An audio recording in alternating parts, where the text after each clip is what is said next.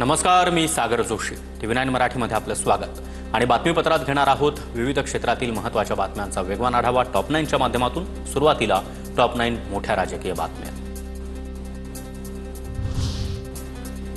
रायगडच्या महाडमध्ये मंत्री भरत गोगावले यांच्याकडून नॅपकिन फिरवत सुनील तटकरेंना प्रत्युत्तर. काही दिवसांपूर्वी नॅपकिनची नक्कल करत सुनील तटकरेंनी भरत गोगावले यांची खिल्ली उडवली होती. स्थानिक स्वराज्य संस्था निवडणुकीमध्ये रायगडमध्ये भाजप शिवसेना एकत्र लढू. निवडणुकीमध्ये रायगडमध्ये राष्ट्रवादीसोबत युती नाही. शिवसेना आमदार महेंद्र दळवींचं वक्तव्य. विधानसभा निवडणुकीत ओबीसी उमेदवारांना उभं करून हाकेंनी तोडपाणी केलं. लोहा मतदारसंघानंतर भोकर विधानसभेत देखील हाकेंनी तोडपाणी केल्याचा मिटकरींचा आरोप. ऑडिओ क्लिप ट्विट करत आरोप. मन हाके किती तोडपाणी बहादर आहे याचा छोटासा पुरावा म्हणून मी त्याची एक ऑडिओ काही मिनिटांपूर्वी व्हायरल केलेली आहे. भोकर विधानसभा मतदारसंघामध्ये प्रहार जनशक्ती पक्ष या पक्षाकडून ओबीसी घटकातला एक उमेदवार उभा केला गेला होता. त्याकरता याने सभा पण घेतल्या होत्या. अमोल मिटकरी चिल्लर माणूस, त्याच्यावर उत्तर देणार नाही. लक्ष्मण हाकेंचं वक्तव्य. सत्तेत जाण्यासाठी दादांनी काय तोडपाणी केली हे सांगायचं का? विमानातून कशाचे पार्सल गेले हेही सांगू का? हाकेंचा हल्लाबोल. हा छोटा माणूस आहे, चिल्लर माणूस आहे.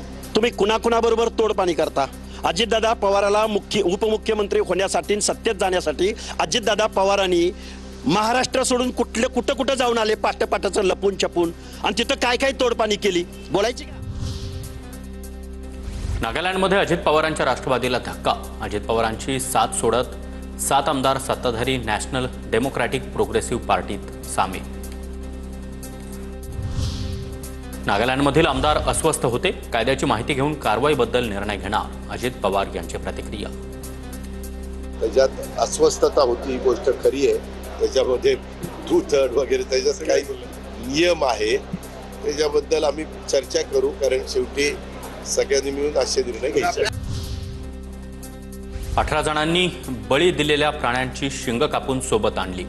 संजय राऊतांनी मुखपत्र सामनातील रोखठोक सदरामध्ये दावा केला.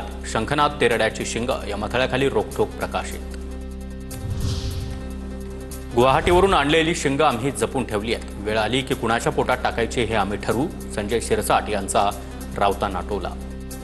आम्ही जे गुवाहाटीला गेलो होतो तिथून रेड्याचे जे काही बळी दिला असं त्यांचं म्हणणं आहे. जर आमच्याकडे शिंग असेल तर ते आम्ही जपून ठेवलीत. वेळ येऊ द्या, कुणाच्या पोटात टाकायची ते आम्ही ठरवू. म्हशीचा की रेड्याचा बळी दिला हे पाहण्यापेक्षा आमदार कसे गेले हे पाहिलं असतं तर पक्ष टिकला असता. संजय राऊतांच्या टीकेला संजय शिरसाट यांचं उत्तर. पश्चाताप करण्यापेक्षा टीका करण्यातच ते धन्यता मानतात. त्यामुळे आजही आउटगोईंग सुरूच आहे. शिरसाट यांचा टोला.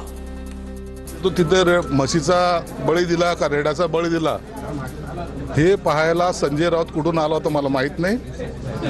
हे पाहण्यापेक्षा पक्षातले आमदार कसे गेले हे जर पाहिलं असतं तर पक्ष आता टिकला असता.